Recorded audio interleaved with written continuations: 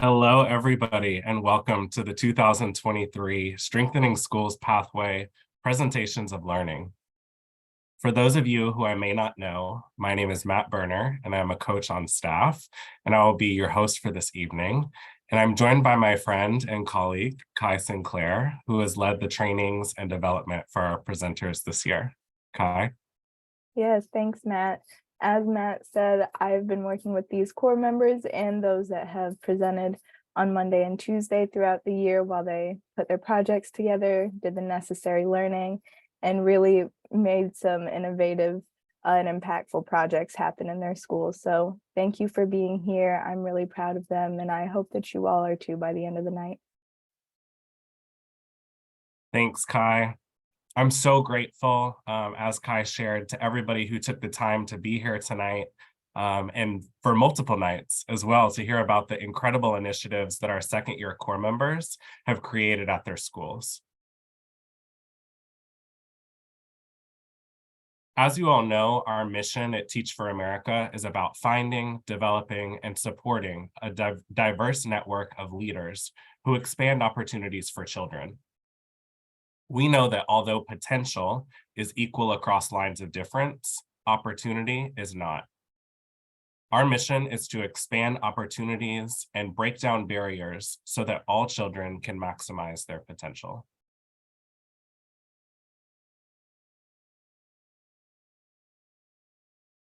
Given that the issue of educational inequity is systemic, in order to make a difference, we need systemic change.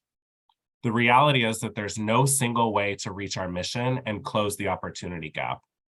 It takes all of the individuals in our network as both core members and alum discovering their piece of the puzzle. It also takes a different kind of thinking that attacks issues at the root and not just at the surface level. It takes building and leveraging the right relationships and persisting through the challenges and the barriers. It's realizing that the issue is multifaceted and that one small change can manifest into a huge impact. Today, you'll hear the stories of our core members who did just that. Through the leadership of our classrooms and within our schools, our core members put students on a path to the life of their choosing. We as staff seek to support and develop core members so that they are first leading our students to achieve more than typical academic growth aligned to key educational milestones, but also working to strengthen the schools where we serve to provide increased access to opportunities for their students. Almost all of our core members lead extracurriculars at their school, including robotics, tutoring, the arts, academic clubs, sports teams, and more. The Strengthening Schools Pathway challenges second-year core members to truly strengthen their schools. This is not to say that we did not prioritize student achievement during their second year. All of our core members still had a coach from Teach for America to support their classroom leadership and instruction. What we did hope to be true is that while achieving outcomes with students, Pathway participants could also work intentionally to increase access to opportunities for students. So to give you a little glimpse into where we have been and where we are going, the members of the Strengthening Schools Pathway have engaged in 7 different workshops to build the knowledge, skills, and mindsets to develop and strengthen their initiatives. Over the next few days, you'll hear about the work that they did, where they landed, and where they will go.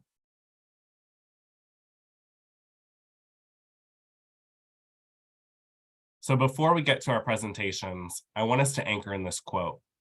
We often begin with this quote because I understand it's the evening time and we could be doing a bunch of different things right now, but I ask you to give yourself the gift of being present.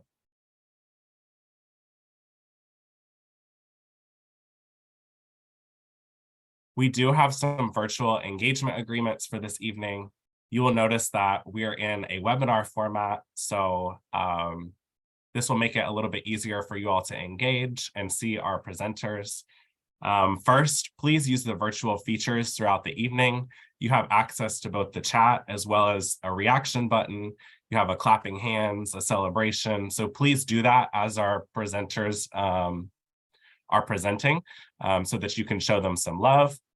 Also take care of your needs as they come up. If you need to step away from your screen for a little bit, that's totally fine. And then lastly, stay engaged and make the space work for you. Be mindful of some distractions that might come up, and create a space that will help you engage throughout the evening.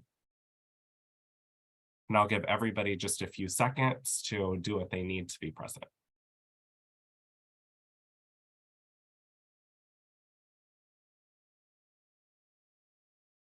Thank you so much. And I would now like to welcome our wonderful presenters who will be sharing their projects with you this evening.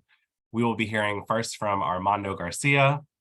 We'll also hear from Daniel Frackman, Camille Oliver, Danny Gomez, Acel Salinas, Miguel Moya, Sam Backner, and Maria Lewis. We are super excited to hear from each of you. Here is our agenda for this evening. As I shared, Armando will be going first on the ethnographic study of secondary ELA teachers at ETO schools, followed by Daniel Frackman, who will share about the Reading Club. Camille, Danny, and Acel will present together on teacher tranquility. We'll then have a brief intermission at 6 o'clock. We'll come back together at 6:15 and hear from Miguel, who will talk about developing student athletes at his school. Then we'll hear from Sam Backner, who will present on connecting MDCPS. And Maria Lewis will close out the night with her project, Student Peer Counseling. And then we will close out together at 7 o'clock. I encourage everybody to stay through the end of the evening. At the end of tonight's presentations, we will be doing a raffle for some Grubhub gift cards for all of our attendees tonight. And then we'll also be asking for your feedback in a survey. So please stay through the end of the evening if you're able to. All right, and without further ado, I'd like to welcome our first presenter, Armando.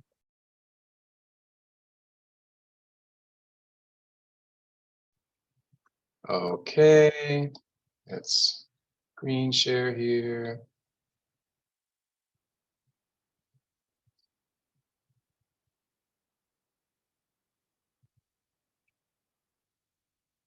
Okay, so I guess I'm kicking off this party. Hello, everybody. My name is Armando. I'm teaching 6th grade ELA at Cutler Bay Middle School. I taught high school 9th and 11th grade ELA last year. As you can see by the agenda, by my slide, I did research. So I didn't really do anything that engaged students in that way that might have been expected. You might be asking, hey, what's the deal? Why didn't he do that? I guess I'll start before explaining my research by explaining the path to it. I actually did start with that idea. My first idea was to improve. I was really excited about the idea of improving teacher collaboration. I actually wanted to bring in some work experience that I had where I had led teams in collaboration, and I thought it was lacking at my school, and I wanted to feel more connected to other teachers. But I found that there were some roadblocks in the way that made me feel like it might be unfeasible to make it a sustainable thing. I kind of ran up against the same thing by trying a couple of other ideas. And it was just always these roadblocks. It made me worry a little bit because I thought, well, I feel like it's really important for teachers to be able to do the kinds of things that we're talking about here, because it does make an impact. And, if I'm feeling so much resistance to it, then maybe that's something to examine. Every time I had a challenge, I would examine the roadblocks or try to make an end run around them. What I started discovering maybe common factors to all these obstacles were what I started to refer to as unacknowledged impacts of MDCPS policies that I was feeling at the 2 schools that I worked at. And I thought, well, maybe if I'm feeling some kind of a problem that I don't really see discussed or really mentioned, then I should retreat to the very foundation of change, which is to get information. Because if you don't know about something, if you don't talk about it, then you can't build support, and nobody can do anything about it. So I wanted to explore whether other teachers were having similar experiences. And honestly, anecdotally, if you put ELA teachers together in a room, we have grievances. I'm sure that that's the same with most teachers. I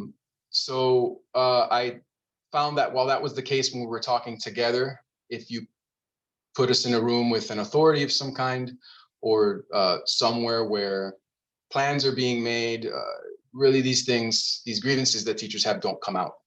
And in my 2 years of teaching, I just haven't really seen that happen very much.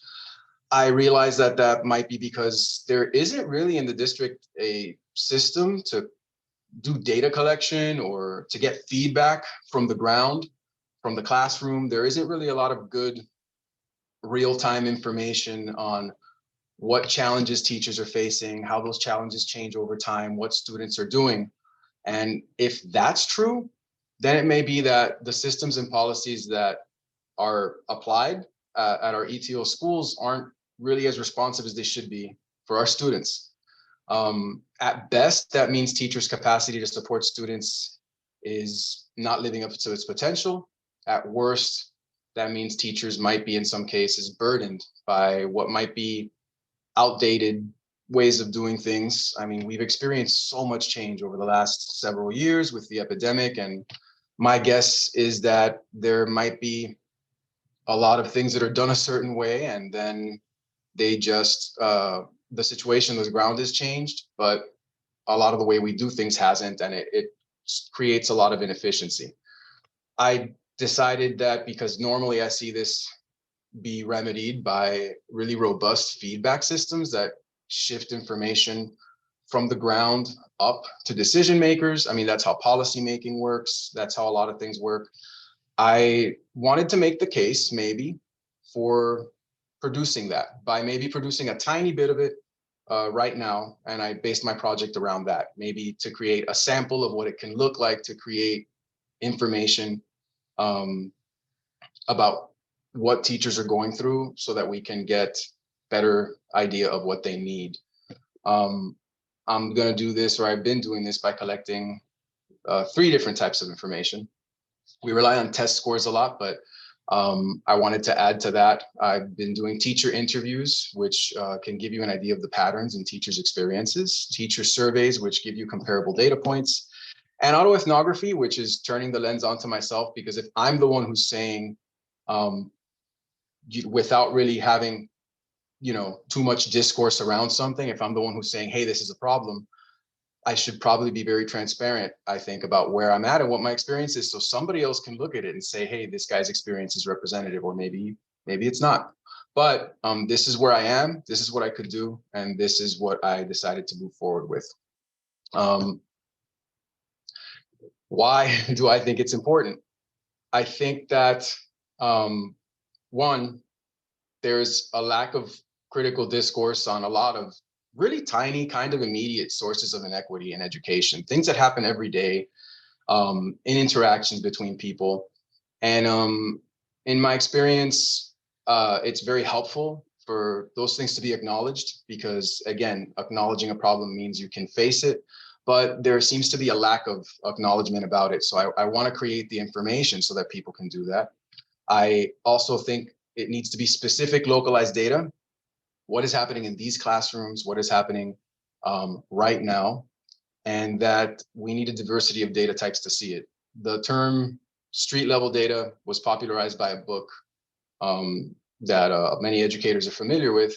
But what it really refers to and what it's talking about is getting very specific with the information that we have, like not just test scores, but what is happening with students that helps them produce better test scores? What is it that teachers are lacking in some places that they might need? The test scores are just a sliver of our data. And if you think about it, you really can't impact the test score. So we talk about test scores all the time, but you can't change test scores. What you can change is students and the environment that they're in, and then they produce those test scores. So we need to create data on the mechanisms that lead to that. I'm afraid if it doesn't happen and these sources of inequity remain hidden, organizing support and creating more change would be limited. And I also think that that limits the district's the way that it can precisely use resources, and God knows in education we need them.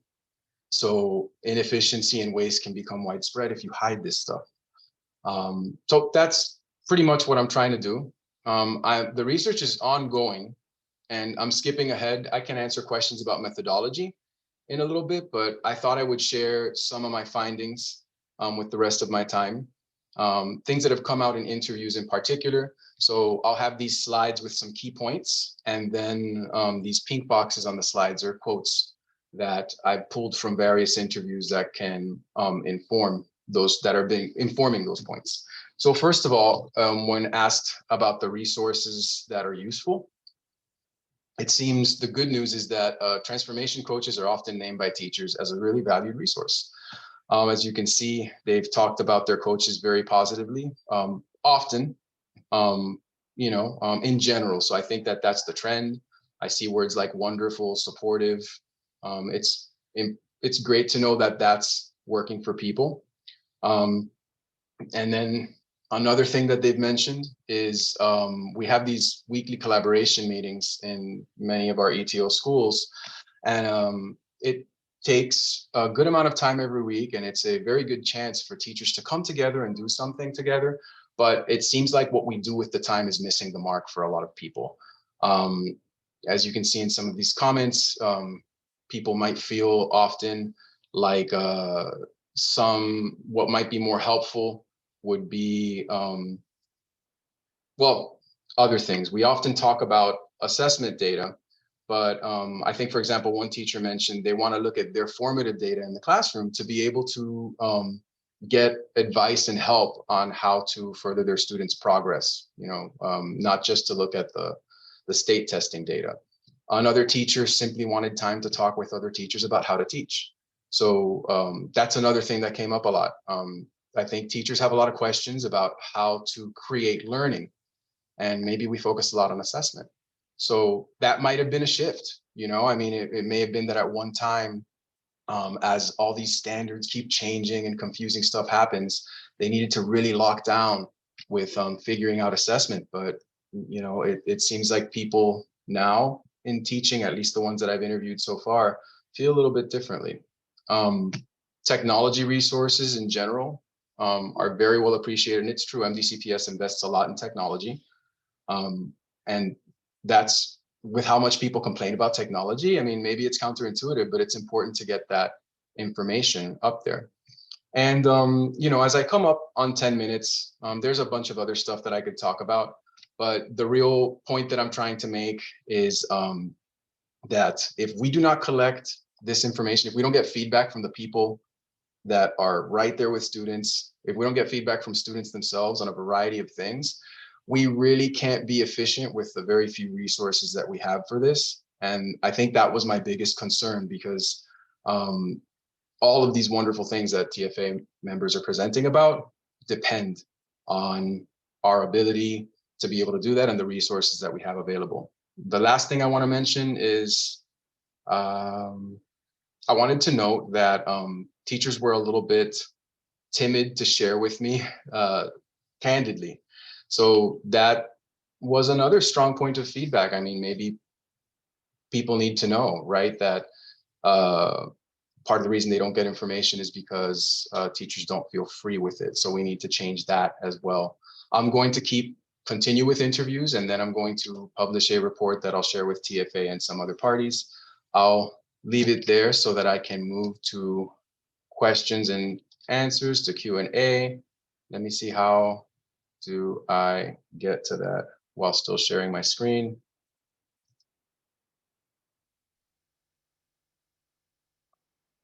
Or maybe I'll stop sharing my screen. Okay, there we go. So in case anybody has any questions, I'm going to look at the chat here, and I'll give you some time to type anything in if anybody has anything to ask or anything to add.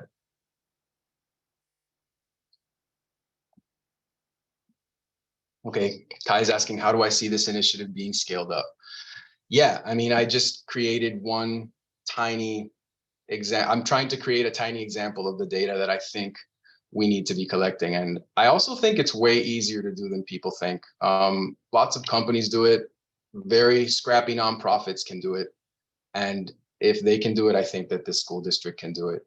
What I would like to see happen, if I can make the case for it, is for the ETO, for example, who is responsible for the leadership of schools and for a lot of policy in the schools that we work in, to simply implement a system where they survey teachers with relevant questions that let teachers control the agenda a little bit, so that they can bring forward issues themselves, or even have some of their CSSs or coaching staff start to practice interviewing a little bit themselves in their observations. They're already at schools, but whatever they do, they need to allow teachers to be able to choose issues to talk about. Otherwise, they're not really going to hear what's happening. And I think that's the missing link right there.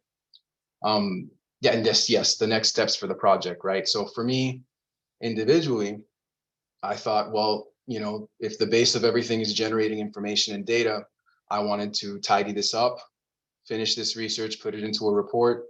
I want to contact district people as well as TFA and the school board to try to make the case that it is actually very valuable to have this type of data.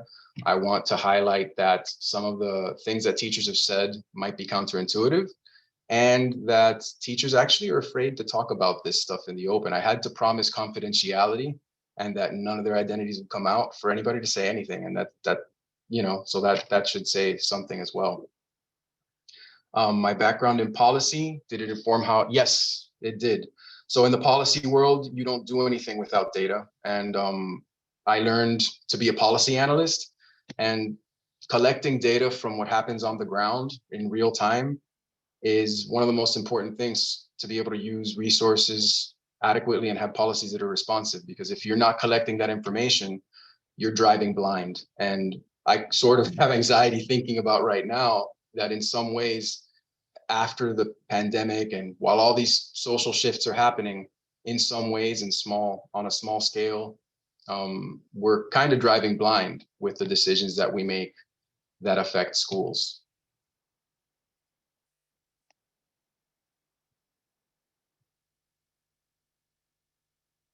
Any final questions for Armando?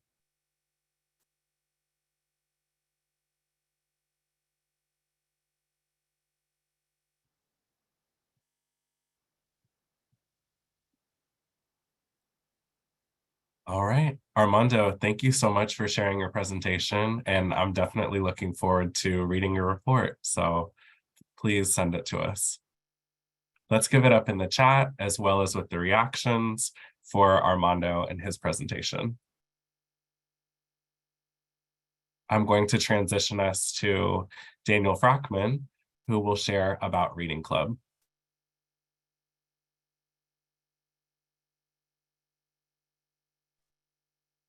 Hey everyone. All right, let me get the screen share going.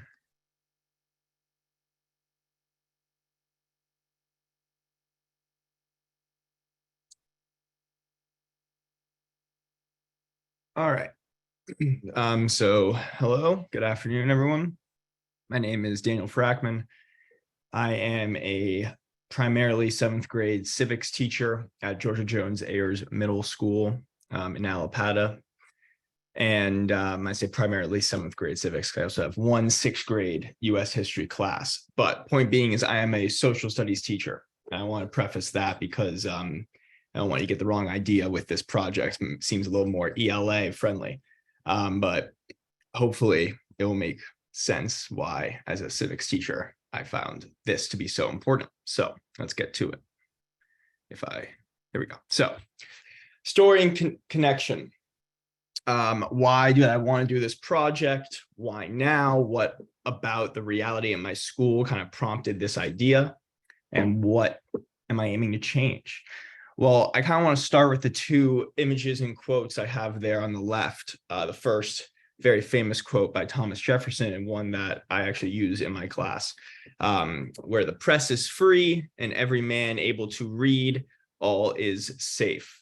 And I apologize, I forgot to start my timer. So I'm gonna do that. All is safe. I think that speaks really to the heart of what this project is all about. And as for Game of Thrones fans, books or the show, as you may remember early on, Tyrion Lannister famously saying, "A mind needs books like a sword needs a whetstone if it wants to keep its edge." And I'm sure I'm not the only one who, throughout my life and early childhood and schooling, the importance of reading was really emphasized heavily, both at home and in my school, not just for academic purposes, but also for just personal intellectual growth. And as I matured and went to college and studied more philosophy and political science, that really became clear to me on a more macro society-based level. And so that kind of hits at the why now, and primarily the Jefferson quote. When, we need books and we need to be able to read in order to form ideas, in order to expand our minds, our horizons, our notions of what is possible and what works and what doesn't. So when we are constrained either by governmental or outside limitations on what we are able to read and what we're exposed to, or ourselves by not reading or not having the ability to read, that's a real detriment, not only to ourselves personally for the reasons I just mentioned, but also society itself.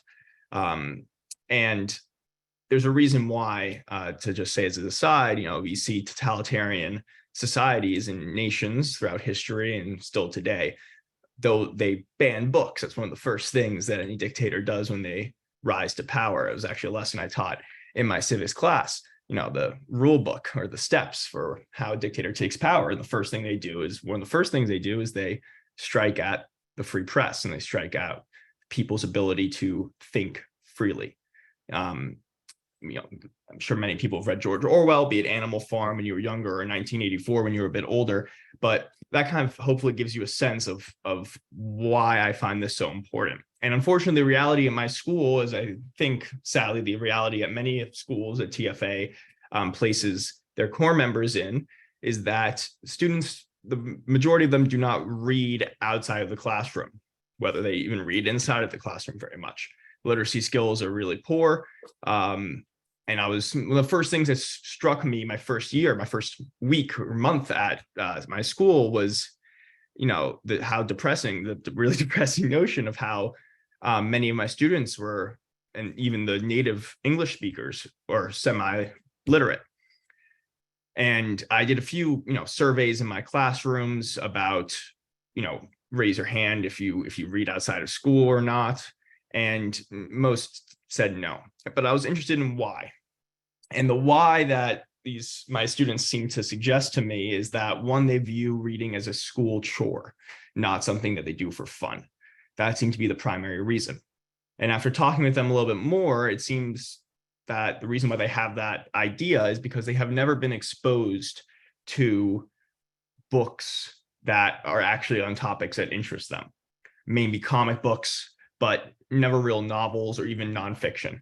The real books that they are exposed to are only at school, and predictably, they're not going to interest every student in the classroom. And that was what I really noticed. And so what I was trying to change with this project is exposing students to books that are, even below their reading level, not to make it something challenging, but to make it something fun, and thereby allow these students to incorporate reading into their, routines, be it daily routines or weekly routines, but just start the practice of actually reading for fun early on. And so that's where this reading club was born. The description of the project, I think it's pretty self-explanatory just by the title. But basically my idea was to offer a time. Initially it was going to be after school, but after consultation with ELA teachers who I partnered with at my school, we decided to do it as like a special lunch period. So if you wanted to do this, instead of your normal lunch in the cafeteria, you could come up to the library/media center, which I think speaks a lot to the heart of what our issues are. There's no designated library. And, you get a special lunch, you get some snacks, and you get to just hang out and read a little bit, and with various books for people of various interests. And I already explained the why. Students don't read as much as they should and need to for personal and academic growth and achievement. So how? Making reading fun. I guess I already spoke to that mostly as well.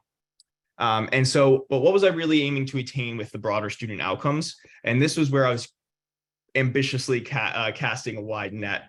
So not only providing access to books and providing access to information and ideas that these students may not otherwise gain, but also increasing their reading and literacy skills to improve opportunities, both when they move to high school and then beyond, learning the habit and joy of reading, and also raising their political consciousness. And I spoke to that before about why it's so important to have ideas. You can't really form your own ideas and think properly, think through fundamental important ideas if you don't have any exposure to more basic ideas. Great. So my approach, so I knew I wanted to partner with with the ELA department, and thankfully my grade level chair is also a ELA teacher. And so we worked really well together, and he actually really helped me work out the kinks of this project and make it more feasible. It was actually his idea to make it during like a special lunch block, and that worked really well. So in terms of progress checks and my timeline for key deliverables, at the beginning, this was not totally fixed, but as we worked more on it, it became more in place. Week 1, having the meeting, week 2, setting up the first session with the students, so on and so forth.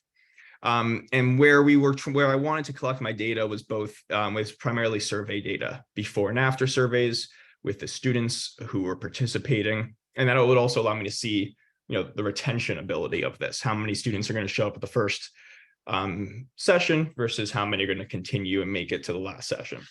And that was very, that was important to know for myself as well. And also for the potential longevity of this project once I leave the school in the years to come. And also, and this was the more ambitious part, the ELA assessment data, seeing if potentially there was any sort of correlation between the students who participated in this reading club and their performance on the ELA assessments at the end of the year, as opposed to from the mid-year, which was before we started the project. And so here you have some pictures of it going on. As you can see, plenty of different books, your classic, middle school or even, 4th or 5th grade books, Harry Potter, Percy Jackson series, and you got all your snacks and stuff like that. In this picture on the far right, you actually have Mr. Smith, Paxton Smith, who's a 2022 TFA core member, also at my school. He is an ELA teacher, so he was also helping with that, which is very nice. And on the bottom, we have the surveys that I gave to the students at the beginning. So these were the before surveys. And as you see, there are a few different questions that were asked. First, do you read books outside the classroom? Second, what is your preferred genre? Third, do you go to bookstores? Do you go to the library at all? Fourth, what do you want to get out of book club? And would you be willing to read genres that you normally do not read? And as you can see, just from the 3 samples I put there, and I'm going to touch on this later if I have the time, but I see I'm running out a little bit. It was sadly a somewhat self-selecting group of students. And what I mean by that is, as you see on these surveys, 2 out of the 3 samples just there, you have 2 of those 3 students saying that they already do read outside the classroom. And this was something that I was potentially concerned about, which is whether the students who would join this club would be those who already read versus those who don't, and try and get them to do it more. And unfortunately, I shouldn't say unfortunately, because there's still benefits, but the reality was that the majority of the students who participated in this club already read outside of the classroom. Now, in terms of the survey responses that you saw in that before survey question, what do you want out of the reading club? The final survey question at the end was, what did you enjoy most? And I think the answers were pretty telling. And again, this goes, at least for the first questions, goes to the kind of self-selecting group concept, which was that not only did the majority of the kids who participate in the club already read outside of the school, but pretty much all of them were kids who had the self-motivation to want to improve their literacy skills or want to get better at reading. And that was great to see it, that we have students out there and who maybe just don't have the access to those books or, to do so themselves. So that was, again, one of the main goals of this project. So it was great to see these students coming to the club to have that experience and have that the exposure. And then after the survey Q, what did you enjoy most? And this is what, kind of I felt in my heart. It was kind of nice to see that it was less about the reading and more about the interpersonal relationships in the club, how they enjoyed talking to their friends about books, how they enjoyed learning about each other's interests through books and stuff like that. And that was actually something that was, not necessarily surprising to me, but that wasn't, something I really anticipated being the prime mover by the end. So it was nice to see that there was also some, social emotional learning aspect to this as well. We want to get to more quantitative data before I run out of time. So 40% of the students at the beginning of the survey, the first week survey, said that only 40% said that they read outside of school. And then you had 60% no. By the end, that flip-flopped. So you had now 60% of the students participating in that club saying that they did enjoy reading out of the classroom, 40% saying no. Again, though, we did have a little decline of this number of students participating by the end, going back to that self-selection theory. But again, still nice to see. And out of those who reported that they did not read outside of the classroom at the beginning, we had 50% of those now saying by the end that they did enjoy reading outside the classroom or reading for fun. And that was, those are the kids I was primarily targeting in the club. So that was really great to see. And then when it comes to different genres, this was another big thing for me, wanting to say like, oh, let's expand our horizons, let's find things that are actually interesting to you. Only 60% of kids said they'd be willing to try genres they don't normally read before, 20% bump after. And if you go, just to go back, if you see the second question, what is your preferred genre of books? By the end, many more were circled by the same kids, and that's the 80%. So 80% of students in the final survey had more genres circled than they did at the beginning. So a wider range of preferred genres after. So that was also really great to see. Now, when it came to the ELA assessment data, I'm sorry, I'm running out of time. Inconclusive, not a huge jump in student scores, just a 1 to 2 point shift. And consequently, it was really unclear whether that was a result of the club impact or just classroom learning. So just to wrap it up very quickly, goal recap, expand students, book knowledge and interest in reading, get them to incorporate that into their routines and get them just like reading more, enjoy the act of reading more. And it seems, overall, pretty much, fairly decent success on that front. In terms of failures, the self-selection thing, hopefully moving forward next year's, my ELA teacher partner can work to improve that. And then also the drop off in the number of students who came at the beginning versus how many we had at the end. But again, for the first year of doing this club, I'm pretty happy with the results. And hopefully it can continue once I'm gone in the years to come. So that's it. Thank you. And sorry for running a bit over. So questions, I guess I will stop sharing as well. All right. I took all teachers are reading teachers to heart. Yes, I did.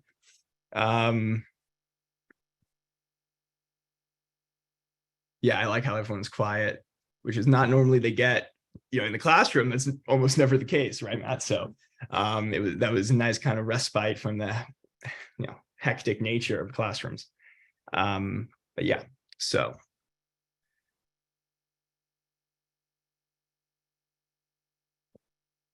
Did I notice a difference in how students showed up to class after attending the club, if some of them were yours? So another thing I didn't mention, not necessarily a failure, but the majority of the students who participated in this were 8th graders. So there were students I had last year, students who I already had a relationship with. and I don't have any 8th grade classes, so I didn't really see the effect it had. And also the 8th grade reading data was for some reason harder to get my hands on than the 6th and 7th grades were. So I don't have much evidence to answer that question, sadly. What would I have done differently if I could rewind and do this project again? Start earlier. That's what I would have done. So start earlier. Because by the time I started, it was only we only had like, I want to say 6 weeks, 4 weeks of the book club. But hopefully next year they can start at day 1 of school. Did I ever read to the students during book club?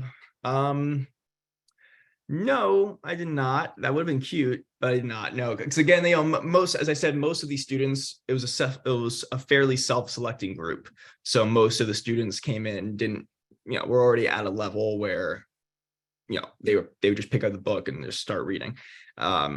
And then enjoyed actually talking about it. So I think that's also an important distinction, being at a level where you could read the book and also comprehend it enough to then have a conversation about it, about the themes, about the ideas and all that stuff. But yeah, thanks for the question, Danny.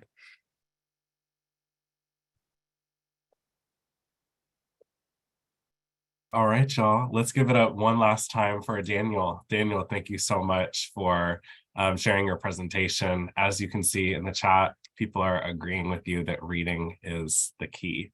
Thank you, Daniel. Thank you. Next up, we will be hearing from Camille, Danny, and Asel on teacher tranquility.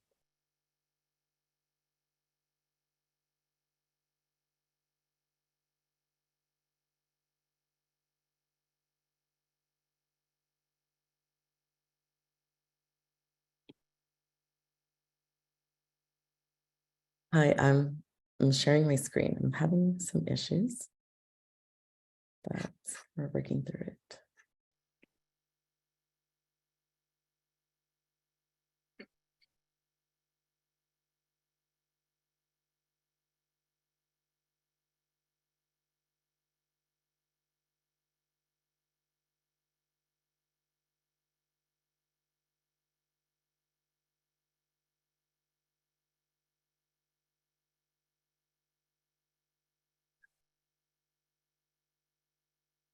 Hmm.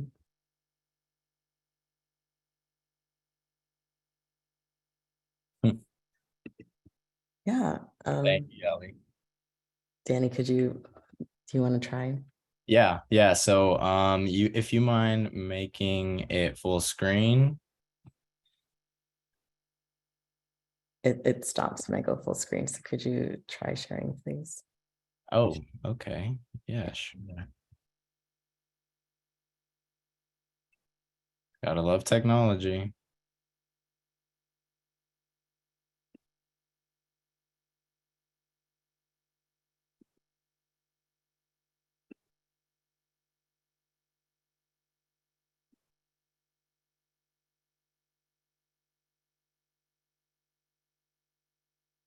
Okay, can you guys see my screen? Awesome. Full screen that. Okay, without further ado, good afternoon, everyone. Approaching evening now. My name is Danny Gomez. I am a robotics teacher for middle school at Linda Lenton K-8 Center. I am joined with my 2 colleagues and partners, Camille Oliver and Asel Salinas. If y'all would like to introduce yourselves. Hi, everyone. I'm Camille Oliver. I teach 6th grade English language arts at Linda Lenton K-8 Center with Danny. Hi, everyone. I'm Asel Salinas. I teach 1st grade. I'm self-contained, and I'm at Dr. Henry Mack, West Little River. Danny, I'm gonna pause you and share that your screen says loading, just like Asel's was. Wait, oh my gosh. Oh wait, okay. Sorry about that. It must be like a Mac issue. So you guys, if you just want to take it off of full screen, that's fine. We could see it pretty clearly. Okay. Yeah, that's okay. Well, I'll at least make this full screen. Okay, so good afternoon, everyone. We made our SSP project over teacher tranquility. That's what we called it. And what we're going to be going over today is we're going to be exploring the importance of teacher well-being and strategies for avoiding burnout. So just to give you guys a really quick overview over what we're going to be talking about today, I'm going to be going over the problem that we encountered and recognized at our schools and our story as to how we were approaching solving this problem. And Asel will tell you guys about how we began this process with teacher tranquility. And finally, Camille will kind of give you an overview over what it was like actually executing this project and analyzing its effects. So let me just say, times were tough. At the beginning of the year, we kind of noticed that teachers were very burnt out.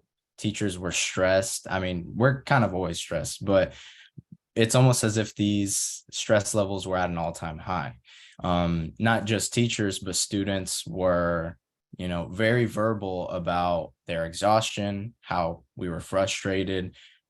We felt overwhelmed. We felt mentally drained, emotionally weary. I know personally myself, I got to the point where I was almost dreading going to work every day, and I'm not normally like that. So I knew that there was something that needed to change.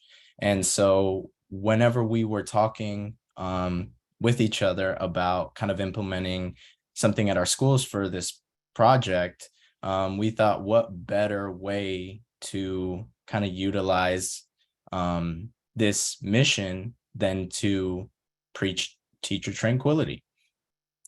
So our purpose, you might ask, well, why teacher tranquility? Well, obviously there is a need to promote teacher well-being, not just teacher well-being, but human well-being. We need to be okay to give others an opportunity to actually learn from us.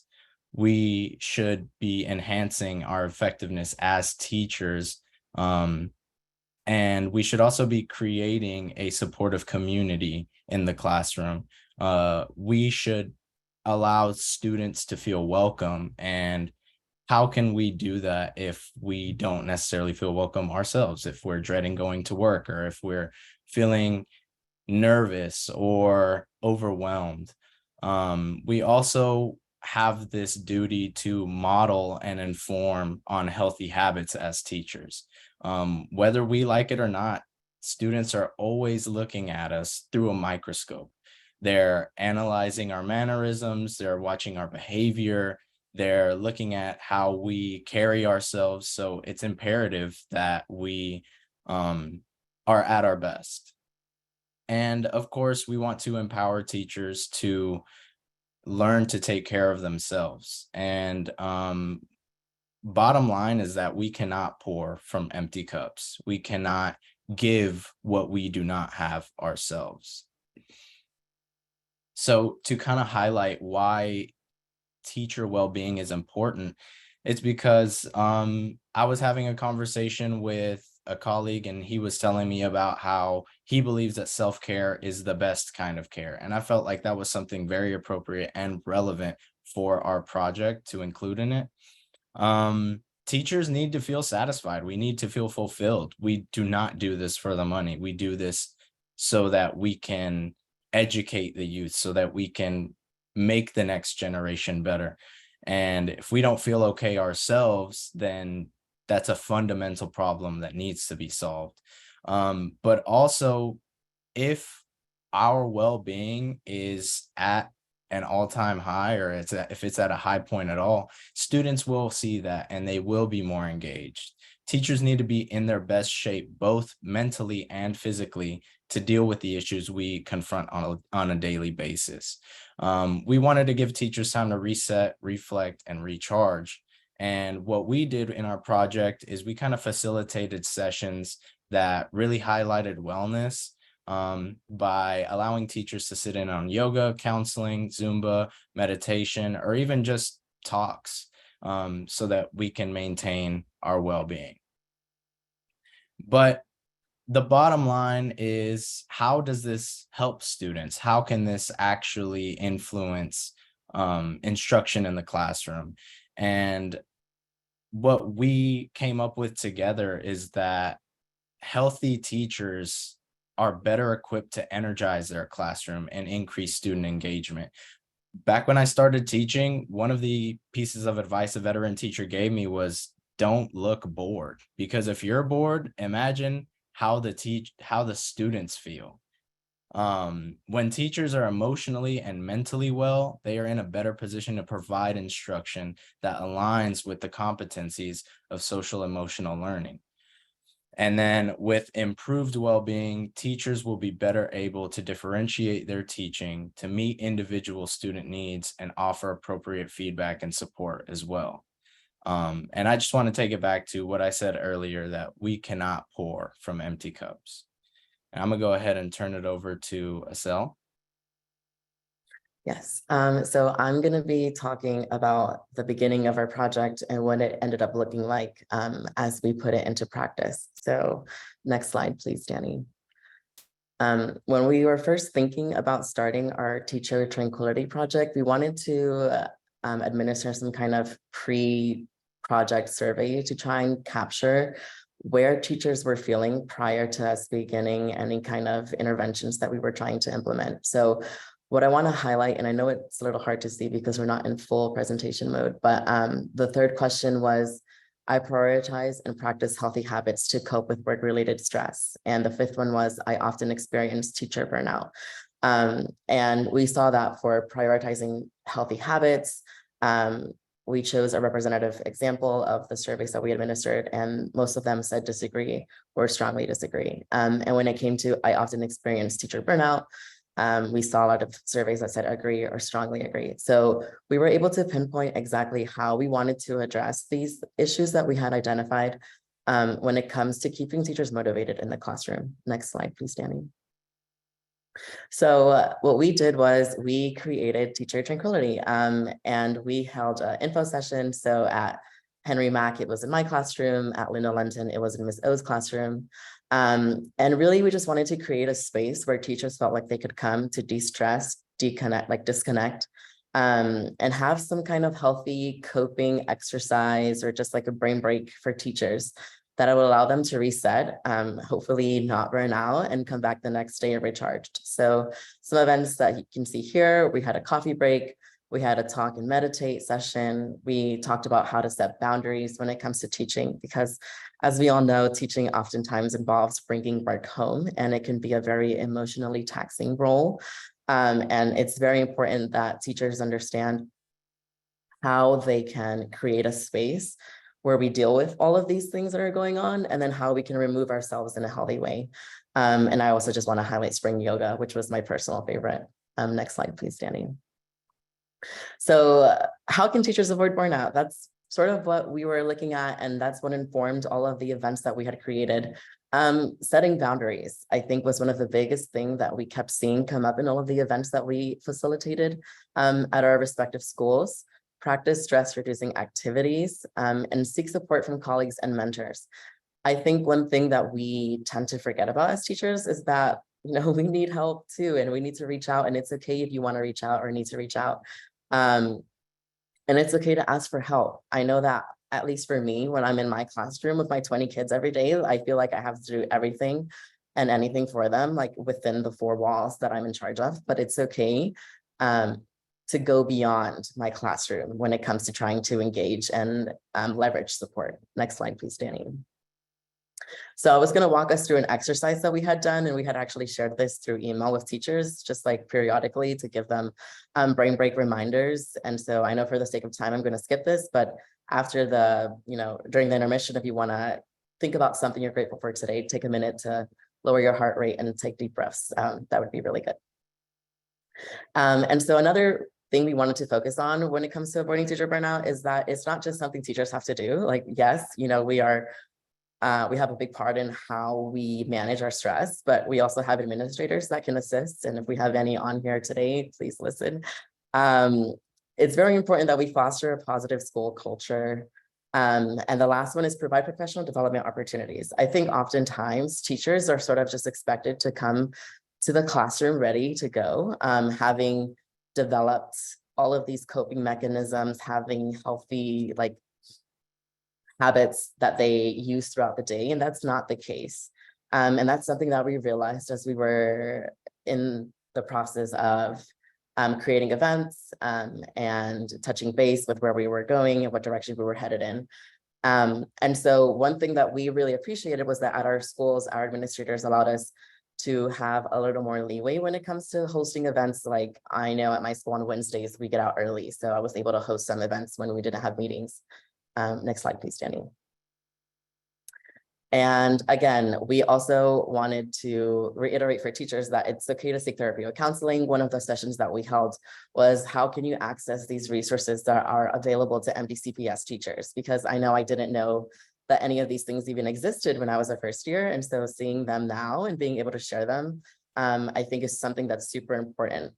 This is a picture of Danny where he was helping lead a mindfulness and meditative exercise at Linda Lenton. And lastly, engage in physical activity. I know it's a little hard. I'm personally guilty of like not going to the gym, but we tried to do little things like that with yoga or Zumba and things of that nature. Continue, Danny, please. And I'm going to pass it off to Camille now. All right, so I'm going to be speaking about just our end results and what it looked like after we implemented Teacher Tranquility into the schools.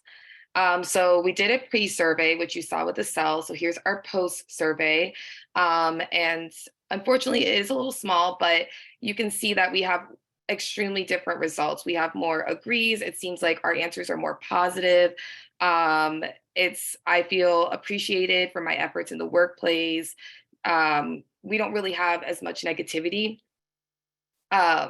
in our survey, so that, you know, I feel like that really shows success for our Teacher Tranquility. And I will get to the comment after. So go ahead, Estelle, or Danny, sorry. So here's our analysis. So in the orange is our pre-survey, and you can see that prior to us implementing Teacher Tranquility, a lot of teachers felt like lack of fulfillment, appreciation, healthy habits and resources, and then stress gauging responses. And then post-survey, you can see that our numbers have increased. That's the blue right there. And it's just made such a difference in teachers and within the school system. And well, at least for our schools. And the comment that I wanted to talk about from the survey is right here. I put it. It says these sessions have helped me develop healthy habits that have improved my life and given me a more positive relationship with my job. And that's the end goal, is that we want people to feel a stronger relationship with their job and want to come back every day and help the students. And a strong teacher makes a strong student. So happy to see that it's helping some of our teachers. Go ahead, Danny. All right, and to conclude, so teachers' well-being is essential for positive student outcomes and reducing staff burnout. You guys know it as much as us. Like, when we go into that classroom, I feel like we are the energy, and the students feed off of how we come in that day. So that very much, you know, on my days that I'm low, I can see the kids are like way more chilled out. They're not as active, and my hyperactive days, they're the same. So that it's very essential for student outcome. Prioritizing self-care practices, seek support from colleagues. All right, practicing stress-reducing activities. Teachers can prevent burnout. So just even if your school maybe doesn't want to do this, you can always find a partner and try doing these practices with them. And then administrators can support teachers' well-being by fostering a positive school culture and providing professional development opportunities. And again, any administration on here, this would be an awesome program. It did help a lot of our fellow teachers in our schools. So thank you guys so much. We'll open the floor up for questions.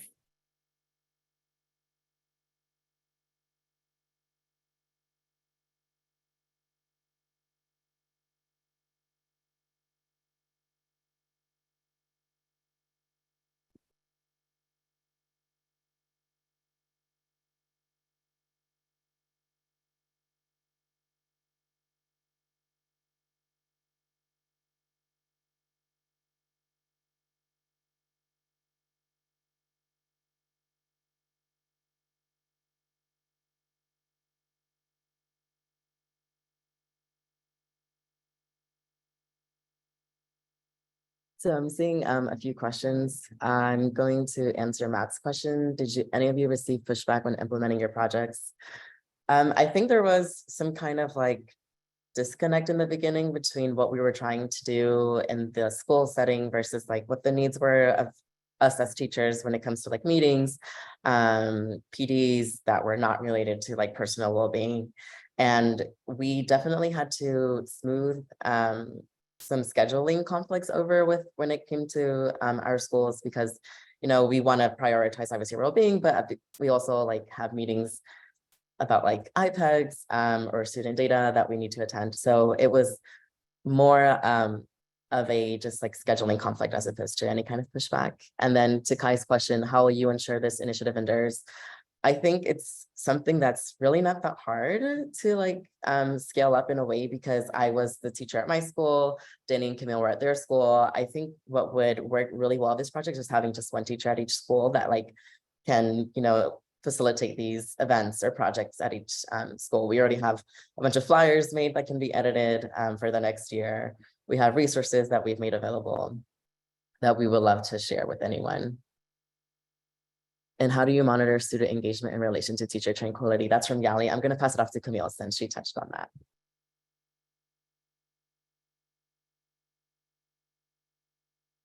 I think that student engagement can be, I think it could be monitored through like summative and formative assessments. So like on days that may, like if we were to go back and maybe during the time that we did pre-survey and went back to like maybe surveying the students, like how they were doing on their assessments, whether it be summative or formative, then and kind of compare it to our post survey after teacher tranquility was implemented, I think we might be able to see some sort of relation to it. But good question. Thank you, Yali. And to address Ingrid's question, how can we get access to the resources you just spoke about? So I know that as teachers, we get a few resources about wellness. I don't know if, some of us don't really read our email. We kind of just skim and see if it's worth reading.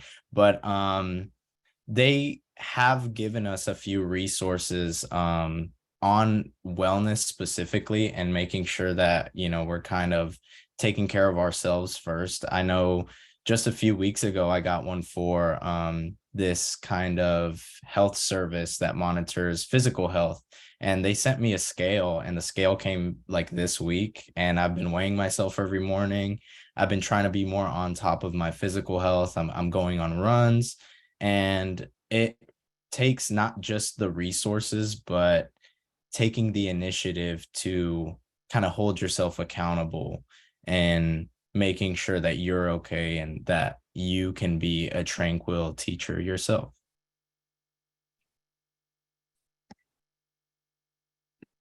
I know we went way over, but thank you all for sticking around. You all did great. Thank you so much, Danny, Camille, and Asal. This is such a necessary topic right now. And so I'm so glad you all were able to bring these initiatives to your schools. Let's show them some love in the chat and with the reactions as well. Thank you all. I'm going to pivot us to our brief intermission, which will now last for 5 minutes. So everybody should come back at 6:15 to hear from Miguel. It's totally fine. So we'll see y'all back at 6:15 or 15 after the hour. Thanks, y'all. Into. When I first started, I walked out to the field.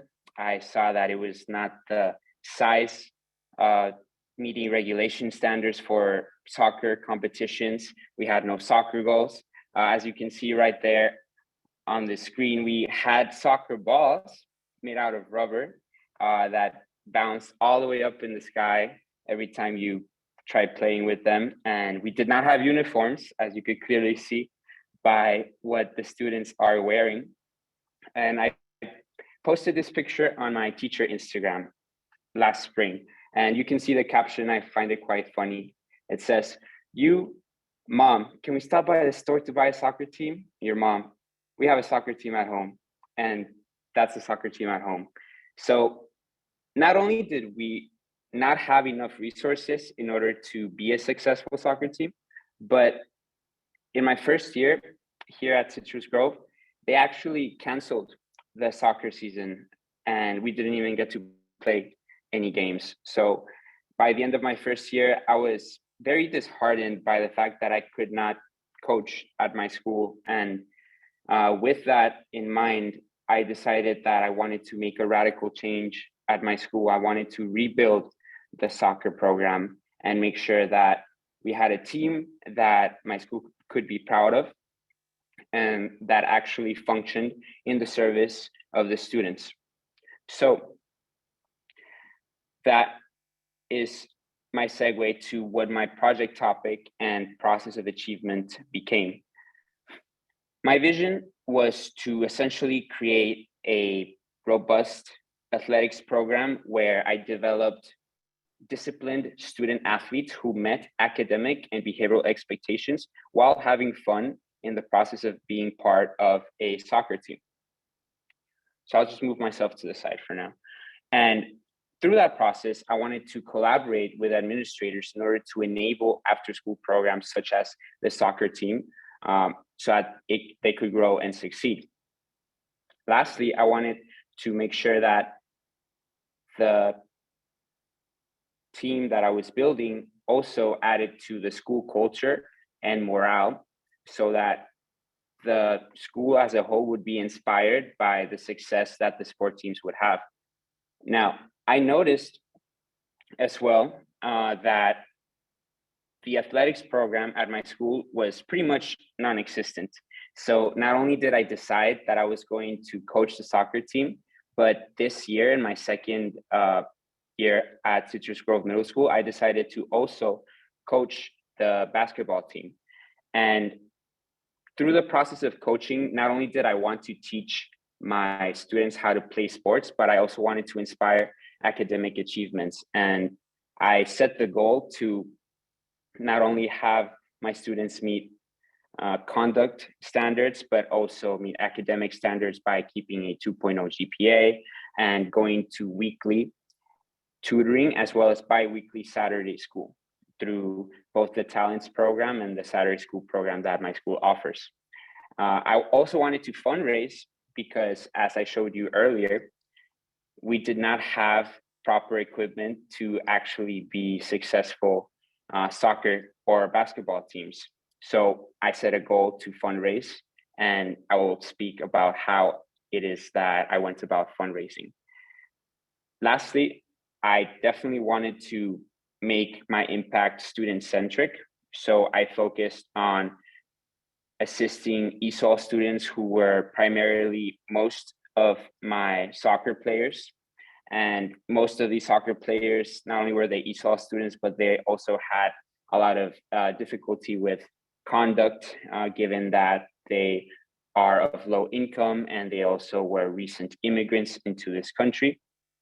And there were still some students as well who were relatively advanced who I also wanted to serve. And I wanted them to have a positive experience where they could not just come and play soccer or basketball, but also come to tutoring so that they could keep learning and growing, even though they were already advanced. My strategy was primarily to work with the administrative team at my school in order to make sure that we had a space to practice, and not only have space, but have consistent days in which we could have weekly practices, as well as have a structure where we could expect students and teachers to be present for Saturday school and tutoring as well. In order to achieve this collaboration, I had to build strong relationships with pretty much the whole administrative team, including both assistant principals, the principals, the PE coaches who had access to the locker and equipment rooms, the coordinator of the talents program. And through this collaboration, I would be able to enforce the academic and behavioral expectations that I wanted to set forth on the students. And the way that I would make sure that these standards were met was by checking the progress of the students, making sure that they had their grades up to par, and that I did not receive any notices from teachers or administrators that there were behavioral concerns coming from these students. And if students did not meet academic or behavioral requirements, there were some consequences that I will get into in just a moment. The way that I implemented this program to ensure that students were actually meeting the academic and behavioral components of the program were by making sure that whenever there was a missed mark on grades or on behavior, I would suspend students depending on the severity of the issues that were encountered. For example, if a student had Fs and Ds and did not have a 2.0, they were automatically suspended from the basketball or soccer teams. And right there in the middle of the screen, you can see an example of the letters that I gave to a couple of students who were suspended from the team. And in order for the students to be readmitted to the team, not only did they have to improve their behavior or their academic performance, but they also needed to acquire signatures from every single one of their teachers as a sign of approval that they were meeting the expectations to be a part of the sports teams. In order to ensure that students would go to tutoring, not only was I the one hosting tutorings on Mondays, but if students wanted to attend to other days of tutoring throughout the week, I started printing out these soccer practice tickets that I actually reprinted so that I could post it here on the slide. And I would cut up all of these tickets and ask the talents coordinator to give a copy of each ticket to all of the students who came to tutoring.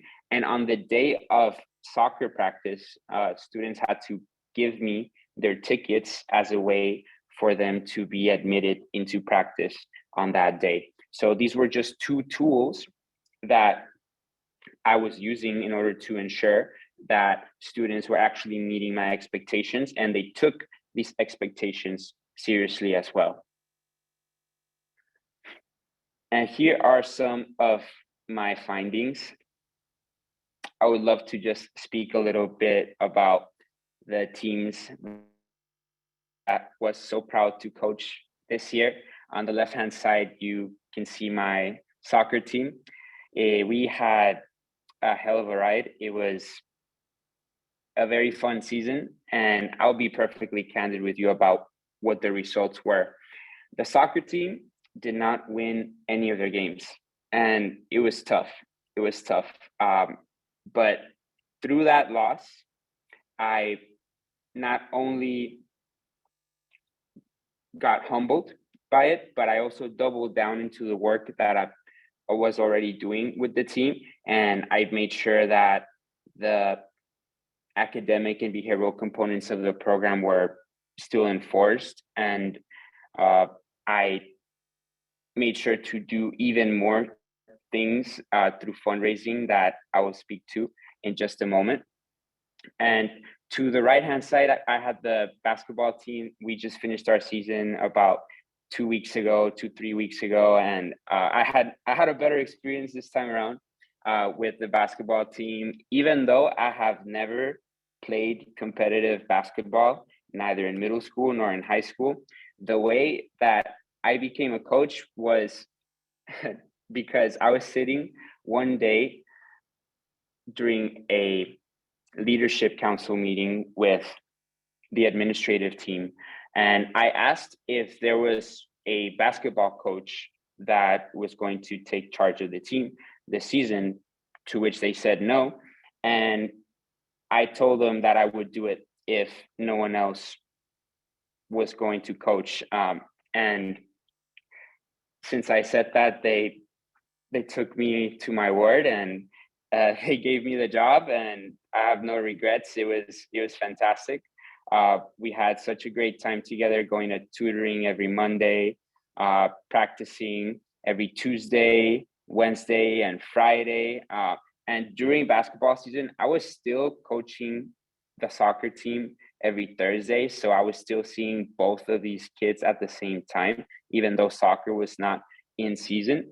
And I'm happy to say, and very proud to know that for my basketball team, we actually won 2 games during the season. And I did some research, and the basketball team at my school has not won a single game since at least 2017.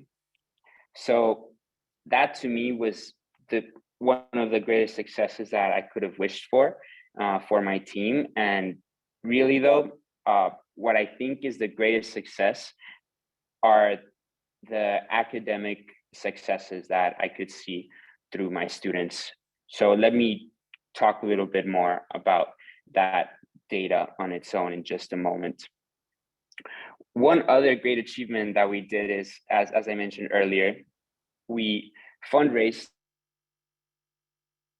program that I implemented at my school. We did this once in this semester where I came myself during a Saturday school day.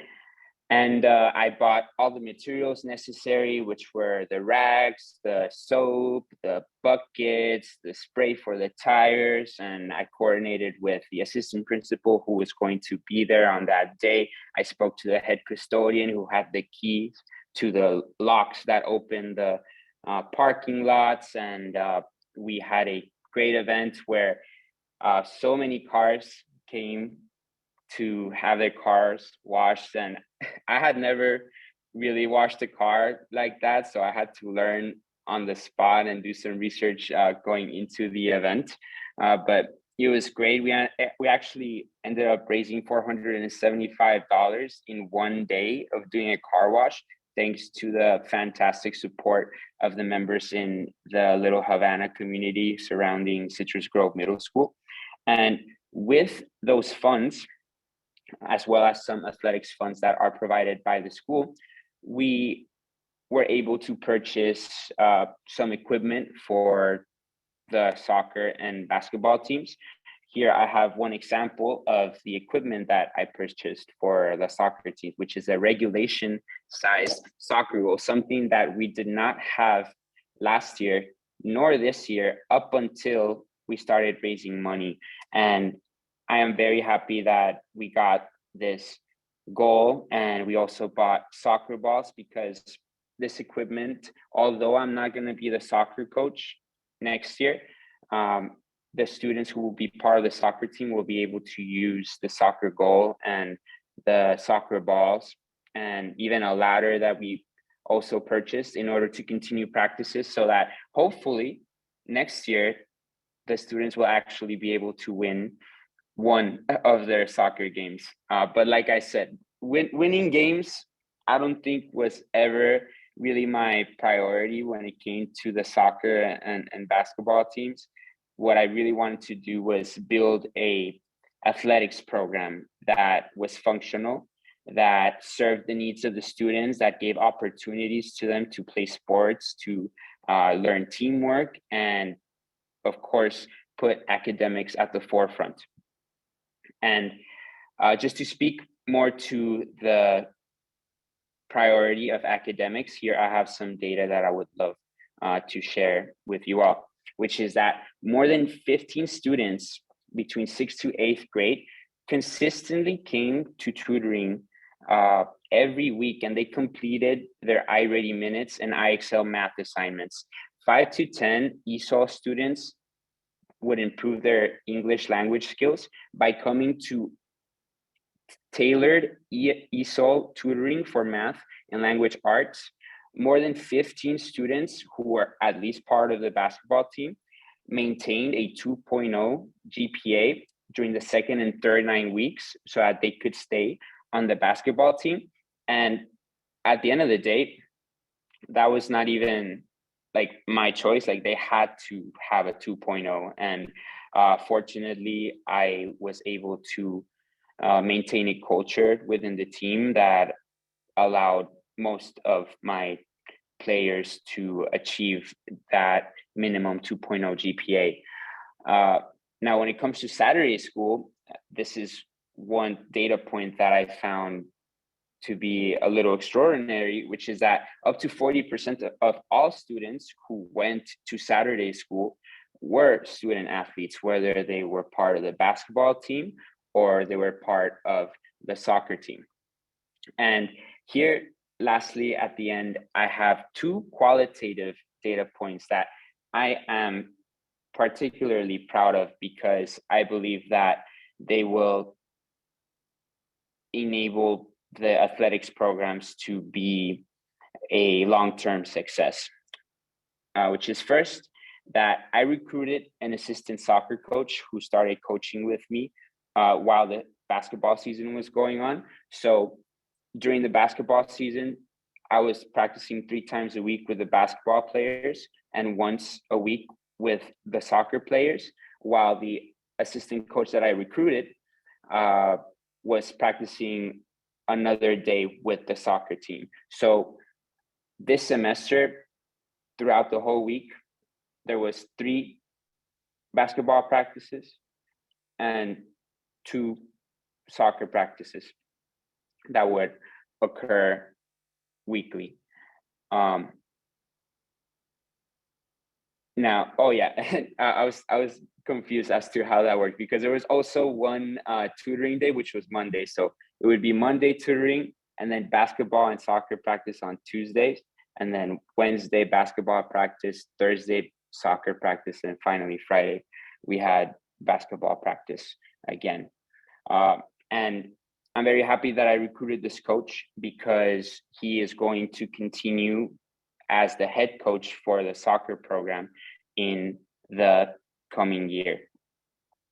The last piece of qualitative information that I would love to share is that I officially requested copies of keys through the school's locksmith so that we could have consistent access to the locker and equipment rooms at my school, because a big issue that I had to face this whole year is that I never had consistent access to the locker room. I always had to ask the PE coach to open it, or I had to find a custodian to open the locker rooms. And it was a big point of frustration on an administrative end because kids were changing in the bathrooms, kids were just not knowing where to go. They didn't have a place to meet. And ultimately I had to talk a lot with administration to ensure that the locker room was open on the days that we had practice. But now there will be a set of keys that starting next season for the soccer games, the soccer coach is going to be able to just go in directly to the soccer area, to the locker rooms, to the equipment rooms, and have his practices without having to look around for people to open doors for him. He will be able to open his own doors and have the ease of access that is necessary in order to have a consistently successful athletics program. So with that, I have reached the end of all the information that I wanted to share with you. I would love to just continue the conversation with anybody who may have any questions. I would love to expand on anything that I talked about, but thank you so much for your time. I appreciate it.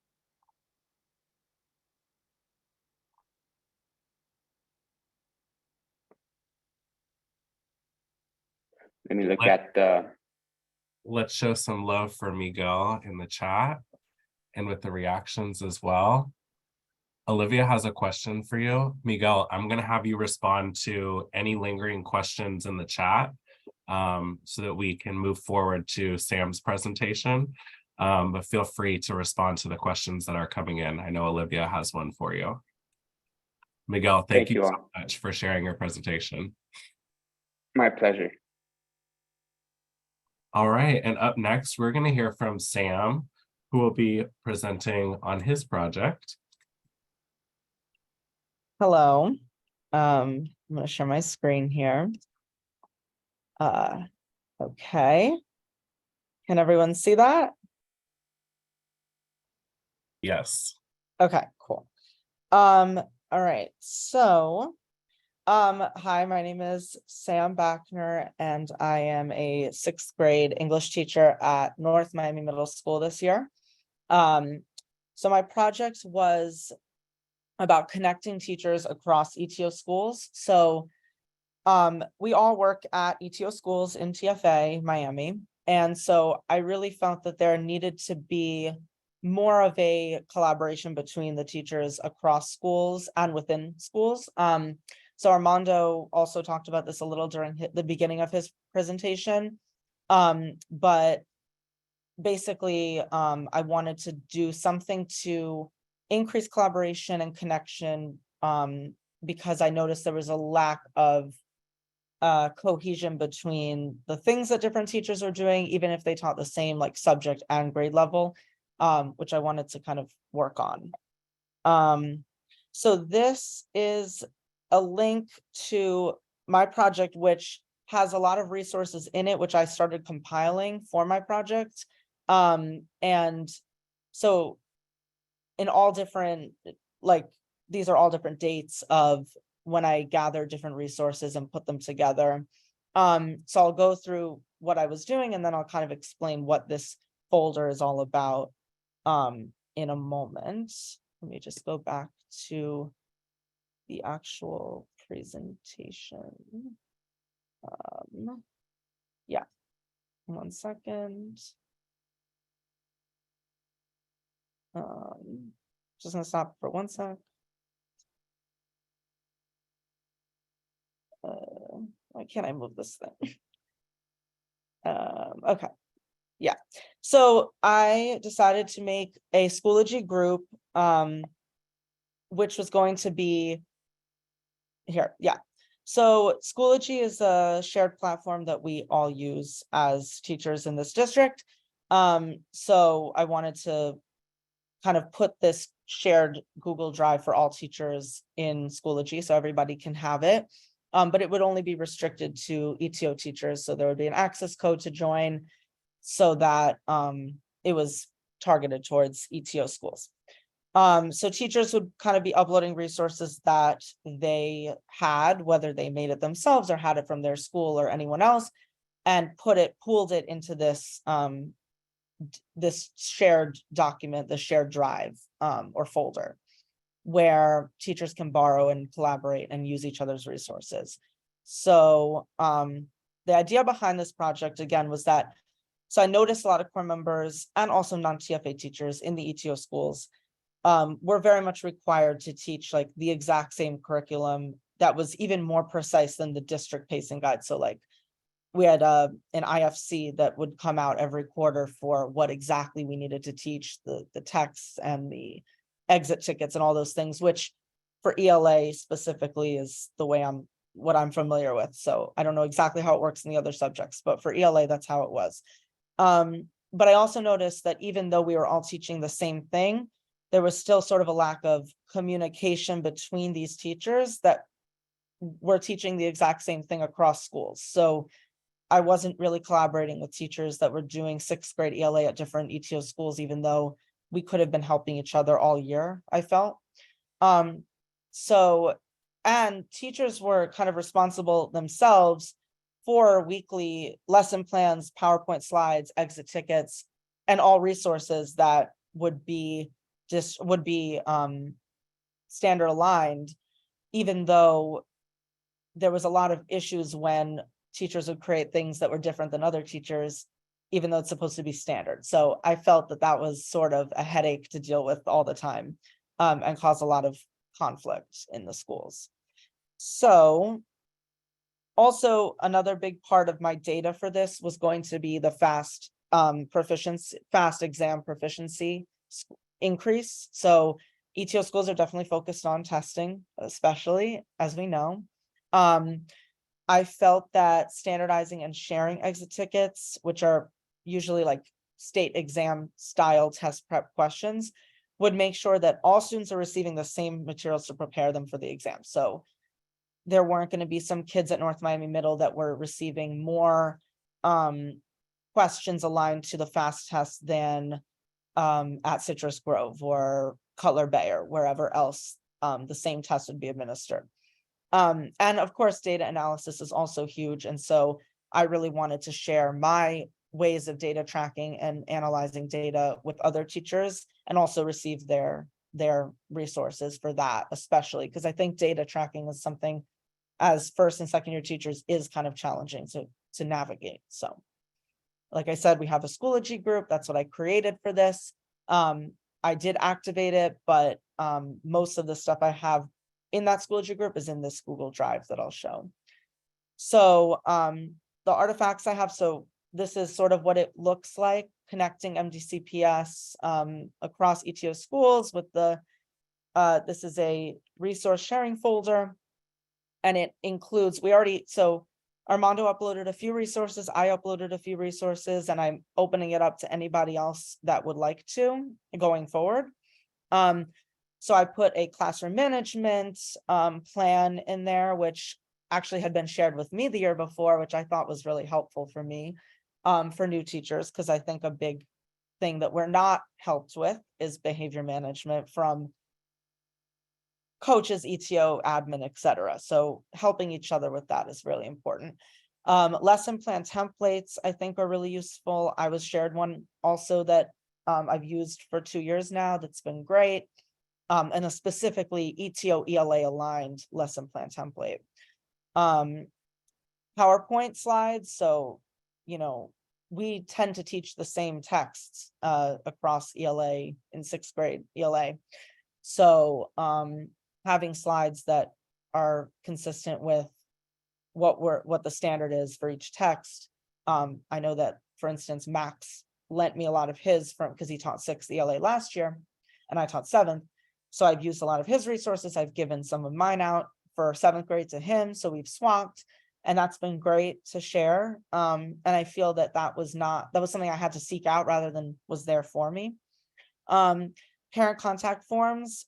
I noticed that a lot of teachers don't know that at the end of each school year, you're supposed to, as part of your IPEGS documentation, you have to submit parent communication logs to administration. And a lot of teachers, TFA or not, were unaware until the end of the year. So I wanted to put something there at the beginning for everybody to have a sample log of how to track parent communication. And then as a future sort of thing, I wanted to start to implement, hopefully next year or going forward, is recording teaching. So filming myself or others teach their classes and then uploading those recordings to this drive so that other teachers can actually see the modeled way of how teachers are teaching standard-based curriculum, implementing behavior strategies, exit tickets, and actually teaching the lesson plan that they're uploading. And I also, at the bottom here, we have recorded Zoom common planning sessions. So common planning is something that every department does. So in ELA, every week we'll meet as a department in my school to plan for that week. But I did notice that a big problem with that was last year I was the only 7th grade English teacher. And so I wasn't really collaborating with anyone teaching what I was. I was kind of just doing it on my own with some support from my coach, but not any other teachers that were teaching what I was. So I feel that if we could have sort of whether in person might be complicated because of scheduling, but at least a Zoom sort of common planning session across different schools so that 6th grade ELA teachers can meet 7th and 8th and whatnot, and can actually collaborate one-on-one with each other on how they're going to teach whatever's coming up that week and work on the plans together and really share things among each other. That would be a really more efficient way of common planning. So I really wanted to connect schools. So like whether by region or by ETO tier, but I think there's a lot of schools that do similar things that really need to be in touch with each other. And I think Zooming common planning sessions is a good way. I think recording lessons and then sharing with other teachers is a great way as well.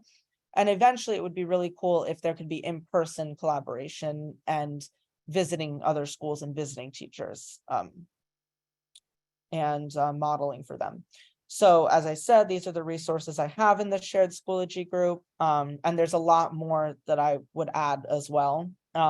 Specific exit tickets, which are literally fast test questions that I think every teacher should have access to, because it is literally teaching to that test.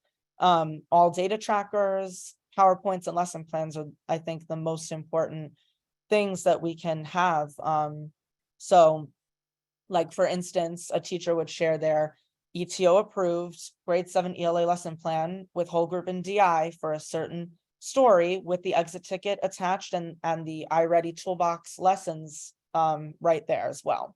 That would go with that lesson. And so teachers wouldn't have to do all this work of recreating the wheel because it would be right there for them. And they can, of course, tweak it to their students and their school, but at least they have the meat of it. So I did do some of this year, and I created a group chat with ELA teachers, TFA and non-TFA, all teaching middle school ELA in ETO schools. And we did share some resources, and we did start to implement this on that small scale. And so some of my data, I don't know if I'm going to attribute it to just that, but I do think that from PM2, where I had 43% students in the red and only 17% proficient, or 17% the green, 7 and 3. So 27% proficient, to PM3, where the numbers changed and we had much less in the red at 36%. And then we actually had an increase in proficiency, 22% in the green, and we grew 9% in the blue and 5% in the purple, which is a score of 3, 4, and 5. So those are the passing scores. So we actually did see a good amount of improvement from PM2 to PM3 in the data, which is the data I wanted to look at for seeing if this sort of project would kind of quantitatively work. So I do think that there's some good evidence for it. So the implementation of this was, again, creating that shared folder. I also I shared this project with my reading coach at my school, fellow TFA core members. Armando and I worked on this together a bit at the beginning, and also some non-TFA teachers at my school I spoke to about it, and I shared this link with, and I used some of their resources to actually upload to this as well. I have not had a chance to do this yet, but in the future, I do want to record either myself or other teachers teaching lessons and share them. And I also want to implement a Zoom common planning and a classroom visit across schools. So I do know that there have been a few instances of that, but I think it would be cool if maybe once a month or a little bit more, teachers could actually, maybe on their planning period, visit a school nearby that follows the same framework, and they can visit the same subject and grade level teacher there and see how they teach their class and how they model the same lesson and share feedback. And I think this is a good blueprint for something that can continue in the future and be much more developed. So the next steps would be to continue to work on reaching out to the admin, coaches, and teachers about all of this collaboration and uploading their resources and sharing it. I would like to implement the Zoom plannings and recordings of classrooms and in-person visits, hopefully, and data collection, uploading all data collection as well. I also think it would be great if eventually we could have teachers in one school teach a lesson in another school to those students that they feel more comfortable with, and have teachers kind of teach other students and see how that goes, and sort of share their expertise with different students. So if one teacher is really confident with classroom management, they could maybe model for another teacher at a different school with the same grade level, same subject, the same content, to see sort of how that goes, and sort of control for all the other variables, which can be sort of complicated if you're a 6th grade ELA teacher watching an 8th grade math class. It may not really translate the same way if it's the same exact subject and grade. I also really would love to include in my folder an IPEGS support system for teachers. So this is the evaluation system that we're measured on in MDCPS. So if we had sort of a DPGT overview with samples, IPEGS documentation cover sheet with examples and samples, and like, what do you do to fill, how do you create a really robust IPEGS sheet? How do you, when is your summative evaluation? How do you handle it? And all these to-dos and sort of tricks. Sharing those resources also in the Schoology folder would be great. So yeah, that's my presentation. I'll stop. And yeah, if anyone has questions.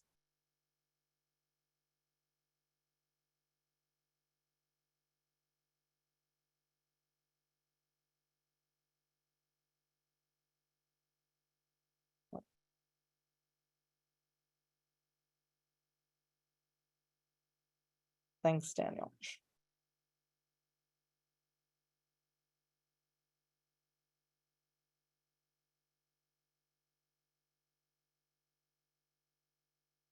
Thank you guys. So yeah, I think that I really want to make sure that all the resources, thank you, Danny. I will quickly share this screen one more time, which has the, wait, I don't think it's that one.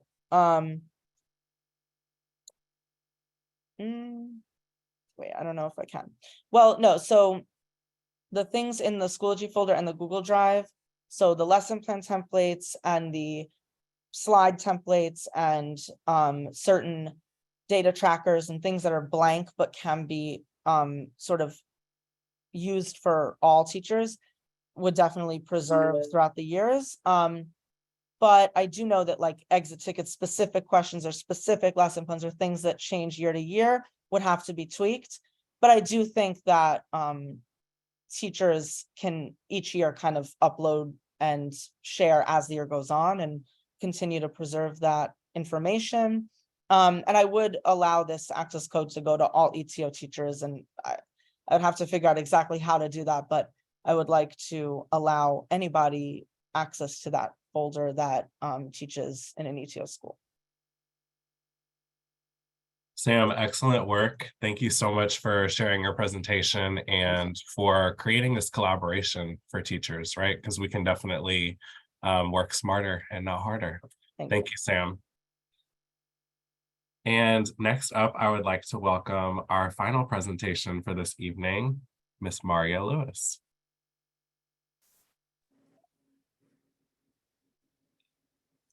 Hello, everyone. Let me share.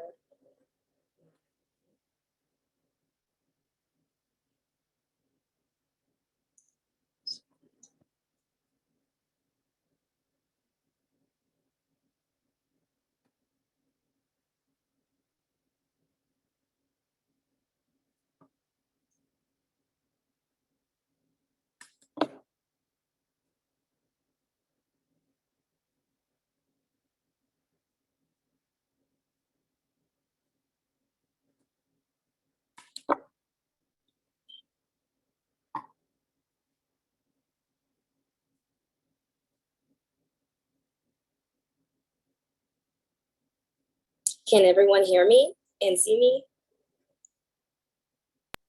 Yes.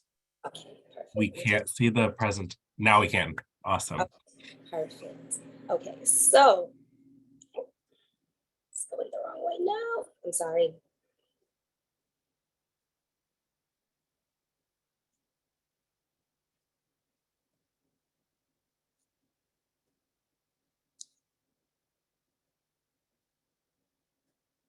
I'm sorry, guys. I'm using the iPad and I'm not really as tech savvy with it as I was with a laptop. I don't know, just I like go back the other way.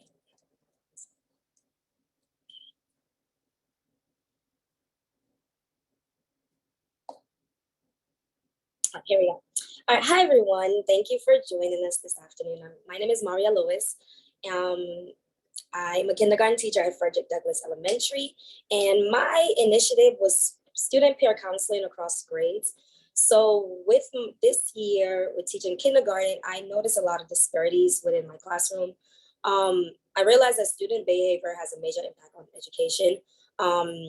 And then I noticed within my environment, in the building I was working with, and there wasn't many resources or anything offered when it came to like behavioral intervention. It was not as strong as it should be, I believe, in an elementary setting, because I think when the students are younger, they're like sponges, they soak things up. And I think that's the best time for us to start, is for us to also not only teach them, but also teach them how to behave in a learning environment. So this affected teachers, students, parents, and administration. Because if I cannot handle my students, I would have to send them outside of the class. And if I have issues, I would have to keep calling, other parents to get them involved to try to figure out how to deal with these behaviors. So my vision was, because I believe that is vital for Black and Brown students to learn how to control and to channel their emotions in healthy ways. We teach in these ETO schools where a lot of students, they don't come from homes that teach them how to speak up. A lot of our students, if we notice, they're really shy when it comes to certain things, especially when it comes to speaking about their emotions, but they tend to not know how to control it. So they will burst, they will have moments where they're like angry, they're hitting, they're throwing, they're cursing, and it's like you have like no idea what is happening, or a student might bully them and you see a different person, like they might attack that student or defend themselves in a way you've never seen them before. So the way I wanted to go about this was trying student peer counseling. Working in the older grades last year, I noticed that my students from last year, they would always come to my classroom just to say hi in the mornings, at lunchtime, their specials, whenever it was. And the students would really like take to them. They would, whenever they come in the classroom, they would act like they're the perfect student. They would listen, they would raise their hands, they would participate. And then I just had this idea to try student peer counseling for the students that I was struggling reaching, and also like overall the school in general. We were having like we were having issues. We're just really struggling being able to help these students understand how to like control their behaviors around other students and in the classroom setting. So I did a lot of research to figure out, what type of emotions are students dealing with, like mental health in young people, irrational behaviors, and like negative emotions, and how it impacts them in the classroom and how it impacts teachers. I read a first article about negative emotions. I read another article about dealing with difficult emotions and how to deal with negative emotions.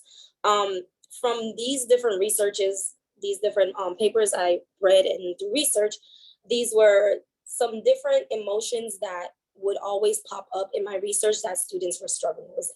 Anger, anxiety, apathy, hate, disgust, jealousy, insecurity, sadness, like regret, guilt, loneliness, like shame. Like these are all things they feel, whether it's about their family, whether it's about their friends, whether it's about how they feel in class, and just how the classroom culture may affect them.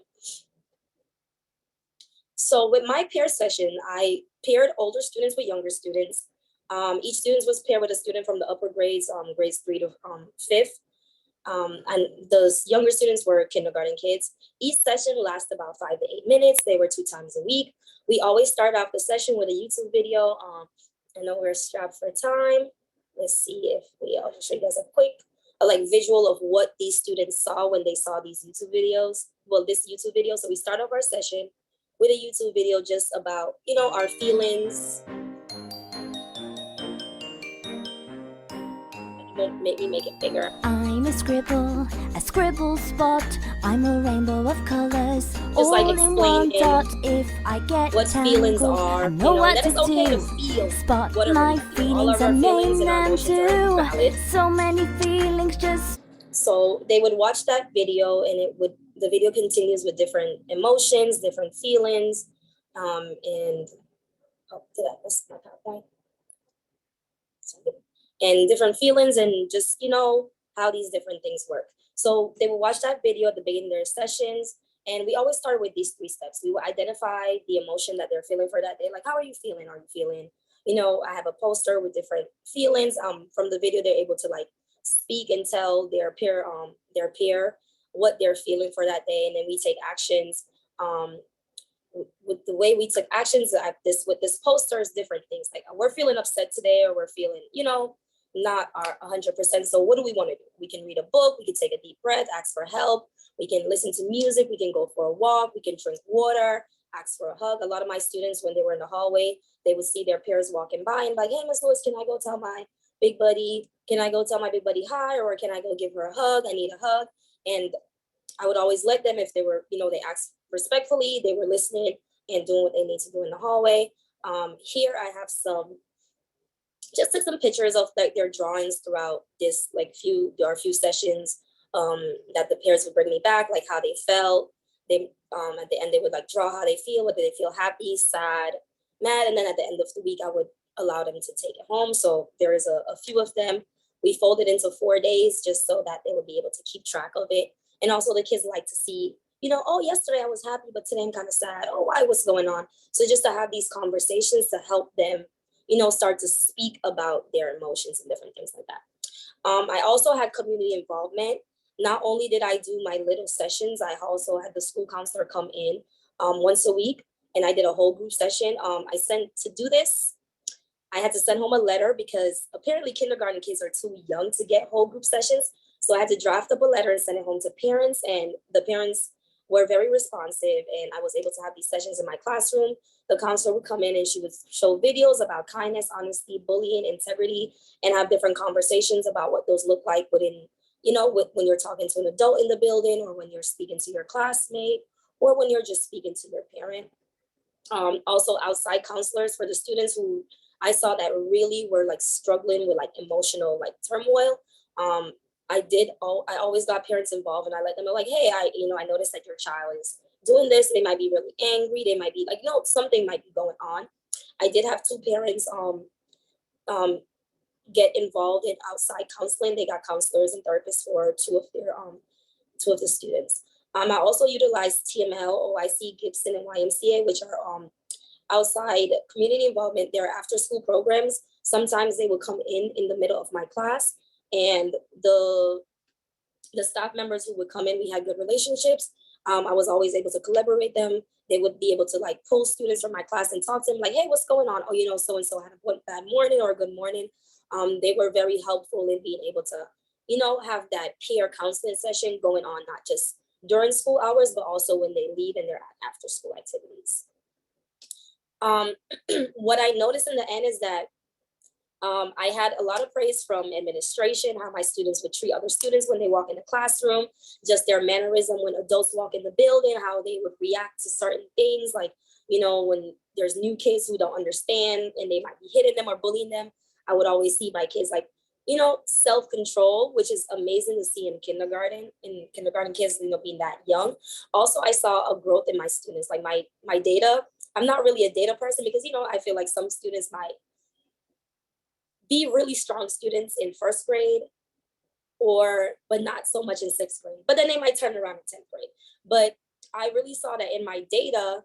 I saw that my kids who were really struggling with these behaviors in the beginning, their data was going up. Like there was a positive impact on them, and they started doing better in class. They were role models. They were now helpers. They were setting examples.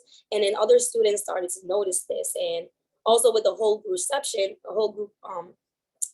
tying those things in, I now had a lot of little leaders in my class where I have kids who are helping nonverbal kids helping me. Hey, Miss Lewis, that's not what he's trying to say. Or hey, Miss Lewis, so-and-so has been trying to go to the bathroom for the longest time, but you haven't noticed them, but they're still not speaking up. So it's just like I was able to observe these different behaviors. I have adults coming to me telling me about these different behaviors. And I also saw it within my student data that these kids were, without these behavioral issues, a lot of these behavioral disparities in the classroom, they were able to listen, to participate, and, contribute to the classroom environment in a positive way. And that's it. Do I have any questions?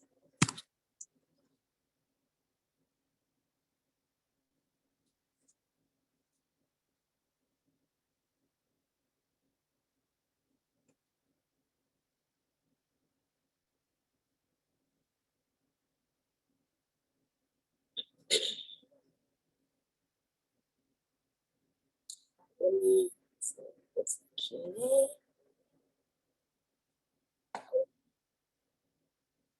So I'm going to the chat, and if you were to do this project differently, would you do it again? Would you do it differently? I have a question from Kai. Yes, I think I would definitely start sooner, and I think I would get more teachers involved. Not only because it helped my students, but I think that this is an initiative that can help across grades and also helps teachers. It helps lighten our load. It also helps with like resources, because with these lovely ladies is stepping in from OIC and TML and YMCA, coming in asking me, hey, Miss Lewis, how are they today? You know, do you have anything? Do you want me to talk to them about anything? Or, oh, did you reach out to mom? Like, yeah, I spoke to mom yesterday. Okay, well, I'll reach out to mom again today for you. If if you're busy, I'll do it for you. Like having these relationships, and the parents telling me like, hey, Miss Lewis, I had to enroll him into counseling because I'm tired of you calling me, I'm tired of the counselor calling me. Just like these amazing turnaround and getting the community involved and realizing that emotion is like behavioral management in the classroom. It starts with not only just the classroom, but it starts with what's happening outside of the classroom. And a lot of the people outside of the classroom can help us get our job done, help it be easier, whether it's grandma, whether it's YMCA, whether it's the head security officer in my building, the head security officer, anybody. Miss Lewis, if you need anything for PE, if they need to sit down and do some work, you send them to me. They can sit and talk to me. How is so-and-so doing today? They would always ask questions, and they would ask it in front of the kids. And the kids, I realized, the students, they would notice like, hey, there's people actually checking on me to see how I'm doing. And it was so lovely to see. And I know I'm talking a lot, but I just want to, I had this amazing moment where I have a student in my class. He's nonverbal. He's on the spectrum. And the way my class has been, he can be a little violent sometimes, but the way how the class has been treating him has been like, I have never seen, like he will run around and punch them, and they will just stare at him and be like, no, you don't do that in class. He'll throw pencils up and they'll help him clean it up. And while telling him like, no, you don't do that in class. And it's just like really amazing to see how how they've changed and how they've grown. I have my bullies now setting examples, telling people not to bully, what not to do, not to yell over me. And it's just been really lovely to see like how like peer counseling has really impacted how I teach, and help me in the classroom and help these students and parents outside of the class.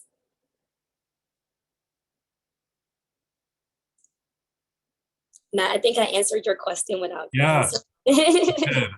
Maria, thank you so much for sharing your presentation and for setting up your students with these valuable life skills, right, that they're going to take beyond your classroom, and also helping them get the supports and the services that they need and deserve.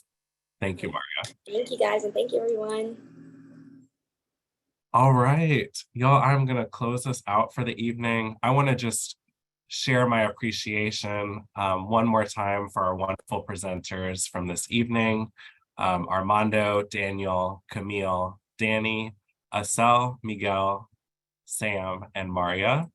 Thank you all so much. You closed out night 3 of our presentations so strongly, and we really enjoyed hearing about your projects. Thank you all so much for joining us this evening. There are no more presentations. This was the last night.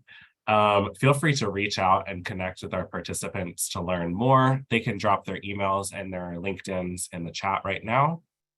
I'll also be dropping my email if you would like to get in touch with Teach for America. I'm happy to get you the answers that you might be looking for. Continue to support teachers in classrooms. And if you have any ideas on how we can collaborate or fund projects in the future, please let us know so that we can continue to do this good work and support our communities. And then lastly, I'm dropping a link to a survey in the chat right now, if you don't mind filling that out for us. And then in just a moment, my colleague Olivia is going to share our raffle. But I just want to say thank you all so much for being here. Stay on for the raffle to see if you win.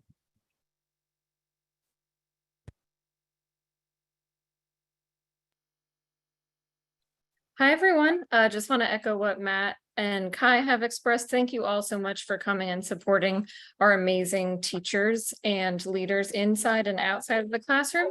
Sorry about the dog in the back. We're gonna raffle off 3 gift cards, and so let's see.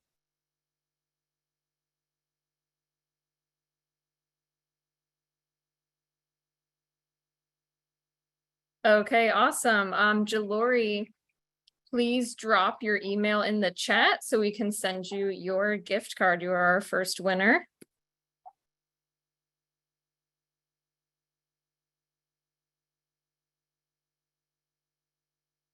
Ooh, that was touch and go. This second one is going to Allie.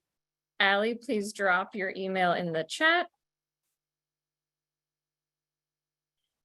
And the odds are good for this one.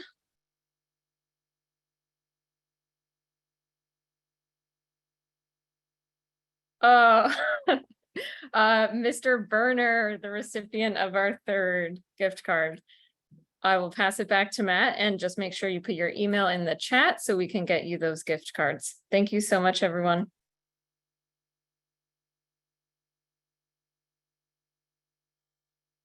That is it for the 2023 Strengthening Schools Presentations of Learning. Thank you all so much for joining us. I hope you learned a lot, and I hope you have a great rest of your week. Take care and good night. Thank you so much.